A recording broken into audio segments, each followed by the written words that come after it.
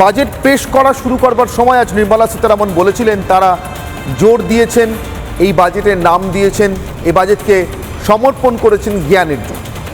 জ্ঞান বলতে আমরা যে অর্থে জ্ঞান বুঝি সেটা তো বটেই, কিন্তু তাছাড়াও তিনি বলতে চেয়েছিলেন, ব্যাখ্যা করে বলেছেন, জ্ঞান অর্থাৎ তার প্রথম শব্দের GYAN শব্দের প্রথম লেটার বা অক্ষর জি অর্থাৎ গরিব, ওয়াই অর্থাৎ যুবা, এ অর্থাৎ অন্নদাতা মানে কৃষকরা, এবং সবশেষে এন অর্থাৎ নারীরা।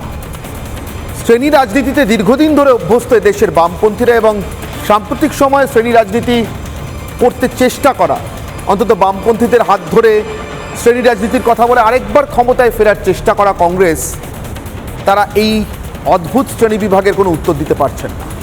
তার কারণ এই চার শ্রেণীর মধ্যে পড়বেন না এদেশে এমন কোনো মানুষ নেই, আর এই চার শ্রেণীর বাইরে রক্ষা করার মতো কোনো স্বার্থ নেই। অতএব মোদির বাজেট নিয়ে মুখে কুলুপ বিরোধীরা আপাতত কোন পথে সমালোচনা করবেন বা বিরোধিতা করবেন সেটা বুঝেই উঠতে পারছেন। আর ঠিক সেখানেই কি বাজিটা মেরে দিলেন মোদি।